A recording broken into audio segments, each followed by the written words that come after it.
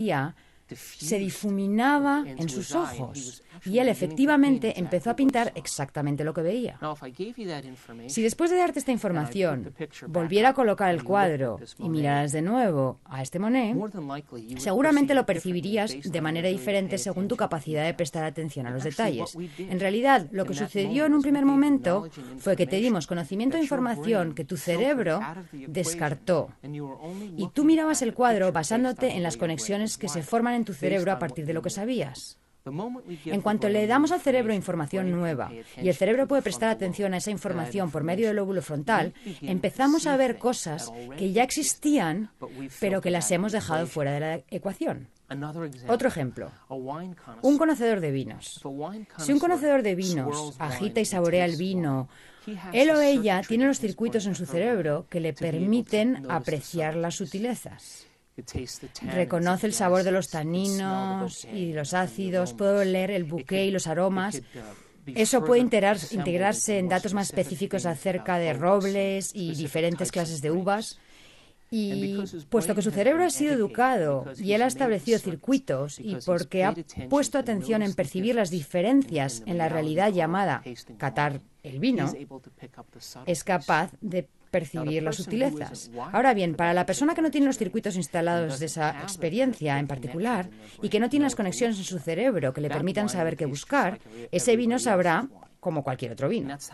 Y así es como funciona la realidad. Percibimos la realidad según la estructura de las conexiones del cerebro. Los científicos han hecho ciertos experimentos para comprobar si esto es realmente cierto y llegaron a la conclusión de que sí que lo es. Convocaron a un grupo de personas y les preguntaron si querían participar en un experimento en el cual tendrían que usar gafas durante 2 semanas. Ahora bien, estas gafas no eran comunes y corrientes. Estaban divididas a la mitad. Y al mirar a la izquierda se veía azul y al mirar a la derecha amarillo. Así que las lentes estaban separadas de manera que un lado era azul y el otro amarillo. Y les dijeron, queremos que uséis estas gafas para todo lo que hagáis durante el día. Usadlas cuando llevéis a vuestros niños a la escuela, cuando vayáis a trabajar, usadlas para todas vuestras actividades habituales. Y usadlas durante 2 semanas. Entonces, diferentes personas usaron estas gafas cierto tiempo y al final del experimento se los invitó a regresar al laboratorio. Cuando los participantes llegaron al laboratorio se les dijo, lo que queremos ahora es que miréis este trozo de papel. Era una hoja de papel blanco. Y les preguntaron, ¿qué color veis cuando miráis este papel? Cada una de las personas que participó en el experimento dijo, es una hoja de papel blanco. Bien, les dijeron, mirad a la izquierda. ¿Veis un trozo de papel azul allí? No, respondieron. ¿Y cuando miráis a la derecha, veis un trozo de papel amarillo? Dijeron no. Así que los científicos tuvieron que dar marcha atrás, porque se dieron cuenta de que esas personas estaban coloreando la realidad de acuerdo con su memoria. Estaban revistiendo la apariencia de las cosas según los circuitos que ya tenían instalados. Y cuanto más participaban en el mundo, más rápido se desvanecía el color para ellos. Y esencialmente, eso es lo que hacemos en la realidad. Nuestro cerebro está interconectado de una cierta manera. Estamos provistos de una cierta cantidad de circuitos en nuestra vida y luego ampliamos esos circuitos con las conexiones que establecemos a partir del conocimiento que adquirimos. Y si no adquirimos nuevo conocimiento, usamos siempre los mismos circuitos, lo que hace que la realidad se presente exactamente igual. Si el conocimiento y la información que obtenemos no son convencionales, si se salen de los parámetros de lo que se acepta científica, social y políticamente, e incluso de lo que se acepta religiosamente, a lo mejor empezamos a percibir la realidad de otra manera, basándonos en ese conocimiento que hemos adquirido. Ahora, al estudiar aquellos casos de remisión espontánea de personas que se curaron a sí mismas de diversas enfermedades, fue interesante percibir que independientemente de su cultura, de su credo, de su nivel de educación o de su religión, independientemente de su sexo, básicamente dijeron, voy a observar un resultado diferente. Y voy a aferrarme a esta observación independientemente de la reacción de mi cuerpo, independientemente de la reacción de mi entorno e independientemente del tiempo. El lóbulo frontal, la corona de la evolución del ser humano, nos permite hacer eso. El lóbulo frontal nos da permiso para que el pensamiento sea más real que todo lo demás. El lóbulo frontal nos da permiso para aferrarnos bien a un concepto, a una idea, aferrarnos a una visión o a un sueño, independientemente de las circunstancias presentes en nuestro mundo, de las circunstancias presentes en nuestro cuerpo y de las circunstancias relacionadas con el tiempo. Y esas son las cosas y los rasgos que secretamente admiramos en los grandes personajes de la antigüedad, ya sea Martin Luther King o William Wallace. Alguien que tuvo una visión, alguien que tuvo una idea. Un héroe dijo: yo creo en estos principios morales y en esta ética. Y aunque mi entorno no está de acuerdo con mi pensamiento es más importante que mi entorno. Y el lóbulo frontal del ser humano nos concede ese privilegio. Nos da el privilegio de que el pensamiento sea más real que todo lo demás. Ahora, en la mayoría de las especies de la naturaleza, lo que las hace cambiar es que están expuestas a ciertos estímulos desfavorables del medio ambiente, están expuestas a cierta característica del medio ambiente y tienen que adaptarse o acomodarse o aclimatarse a cierto tipo de estímulo ambiental, ya sea frío o calor o cualquier otra peculiaridad. Y lo que ocurre es que esa especie se establece en un entorno específico. Y después de varias generaciones en las que la misma especie habita el mismo ambiente desfavorable, después de cierto lapso de tiempo, después de varias generaciones, esa especie modificará su comportamiento y cambiará su genética. Eso se llama evolución.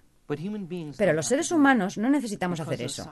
Debido al tamaño del lóbulo frontal y debido a nuestra capacidad de especular sobre las posibilidades y preguntarnos sobre los potenciales y contemplar las eventualidades, podemos inventar nuevas ideas y nuevos modos de ser.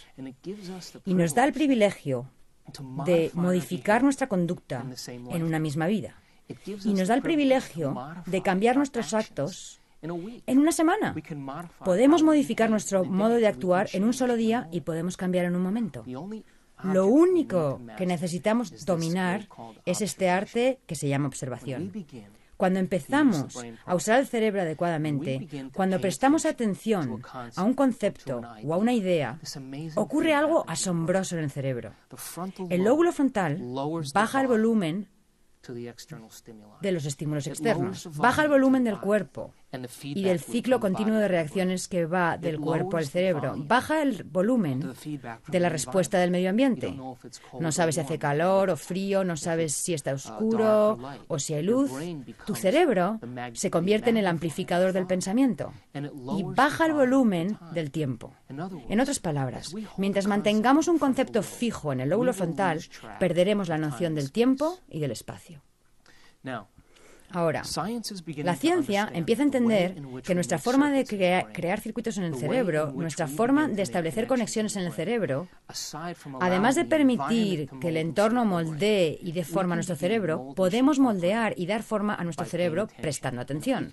Y si podemos mantener fija una idea, empezamos a establecer conexiones en nuestro cerebro. Al establecer esas conexiones en nuestro cerebro, dejamos huellas o marcas neurológicas de esos conceptos en los tejidos. Y esas huellas, entonces, funcionan como la base de nuestro modo de comportarnos y de actuar. El lóbulo frontal, entonces, la cúspide del desarrollo del ser humano, permite que el pensamiento sea más real que todo lo demás. Y cuando empezamos a formar ideas y a formar conceptos, y ponemos toda nuestra atención en ese concepto, el lóbulo frontal baja el volumen de todos los estímulos externos. Y lo único que se vuelve real es el pensamiento mismo. Cuando eso sucede, se produce un cambio físico en el cerebro. El cerebro toma esa imagen holográfica que mantenemos fija en el lóbulo frontal y crea un patrón de conexiones que se asocian con ese concepto o idea. Así que cuando aprendemos algo nuevo, creamos conexiones en nuestro cerebro. Creamos nuevas conexiones en el cerebro. Cuando memorizamos esas cosas o cuando las recordamos, reforzamos esas conexiones o las mantenemos. La memoria es mantener conexiones. El aprendizaje es formar esas conexiones. Entonces, podemos aprender del entorno, podemos aprender de nuestras experiencias sensoriales, pero entonces no seremos más que lo que nuestro entorno le dicta a nuestra experiencia. Pero si adquirimos conocimiento e información poco convencional, física cuántica, que el observador interviene en la naturaleza de la realidad y que nuestros pensamientos realmente cuentan, desde las partículas subatómicas hasta lo de gran tamaño. Tal vez nuestra observación, nuestra capacidad de prestar atención, empezará a formar nuevas conexiones en nuestro cerebro que nos permitirán percibir las cosas exactamente como son. Y tal vez, debido a que nuestro cerebro procesa miles de millones de bits de información por segundo, pero solo somos conscientes de esos bits de información relacionados con el cuerpo, el medio ambiente y el tiempo, somos capaces de crear nuevas conexiones y adquirir nuevo conocimiento. Empezaremos a ver aquello que siempre ha existido, pero que habíamos descartado de la ecuación, justamente como las personas que hicieron el experimento de las gafas. Me gustaría hablar de cómo aprende el cerebro y de cómo se forman esas conexiones. Sabemos desde una perspectiva científica que las neuronas, las células nerviosas del cerebro, cada vez que se conectan, intercambian información. Cuando se conectan e intercambian información, ese punto de conexión es una comprensión adquirida relacionada con un concepto. Como dije, cuando recordamos algo, activamos esas conexiones y les damos vida. Ahora bien, tenemos una cantidad enorme de conexiones en nuestro cerebro, infinitas conexiones, alrededor de billones y billones de conexiones. Y cada punto en el que esas neuronas se conectan e intercambian información traza un mapa, un patrón o una secuencia que refleja cierta idea, algo que hemos aprendido, un rasgo, un comportamiento, un talento, una tendencia e incluso un sentimiento. Y todas esas conexiones son la suma total de lo que somos como individuos. Todas las personas son diferentes, pues han tenido experiencias diferentes en su vida, han adquirido un conocimiento diferente y están provistos de cierta cantidad de conexiones genéticas. Y eso básicamente constituye nuestro punto de partida como individuos. La mayoría de las personas en determinado punto de sus vidas dependen de esos circuitos establecidos y nunca aprenden nada nuevo. Dejan que los sentimientos se conviertan en su forma de pensar, dejan de aprender y comienzan a sentir. Y cuando llegamos al punto donde dejamos de aprender y empezamos a sentir, es entonces cuando vivimos nuestras propensiones genéticas, es entonces cuando vivimos el futuro predeterminado genéticamente que existe para nosotros como individuos. Cuando adquirimos nuevo conocimiento, el cerebro empieza a reestructurarse, empieza a disparar nuevas secuencias y nuevos patrones, con nuevas conexiones. Y si podemos mantener estas conexiones durante un largo periodo de tiempo, podemos modificar y cambiar nuestro comportamiento. Y lo que ocurrió con las personas que tuvieron remisiones espontáneas es que adquirieron conocimiento y aplicaron ese conocimiento al plantearse posibilidades. Y comprendieron que si conseguían conectarse con esa inteligencia que hacía latir su corazón y digería sus alimentos, si lograban susurrar al oído del gigante que controlaba su cuerpo físico, que sabía crear células, que sabía organizar el ADN, si conseguían igualar su voluntad a la suya, si conseguían igualar su mente a la suya, si conseguían igualar su amor por la vida al de esa inteligencia, ya que era eso lo que continuamente les daba vida. Pensaron que entonces el hecho de cambiar sus pensamientos enviaría una nueva señal a sus células y que establecer nuevas conexiones en su cerebro causaría finalmente un nuevo efecto fisiológico en su cuerpo. Así que el proceso de reinventarse significaba reorganizar esos circuitos hacia un ideal más extraordinario de sí mismos. El cerebro aprende de dos maneras distintas. El aprendizaje está dividido en dos áreas diferentes. Cuando aprendemos algo y lo memorizamos, hay un área en particular llamada aprendizaje explícito. Otro nombre que se le da al aprendizaje explícito es el aprendizaje declarativo o memoria declarativa. La memoria declarativa son cosas que podemos declarar. Uno de los aspectos de la memoria declarativa es el conocimiento, la información, la filosofía. Por ejemplo, Cuando adquirimos nueva información, nuevo conocimiento, datos intelectuales, filosofía, cada vez que hacemos eso, el cerebro crea determinado tipo de circuitos. El segundo tipo de memoria declarativa se llama experiencia. Las experiencias, por lo tanto, son cosas que podemos declarar. Puedo declarar que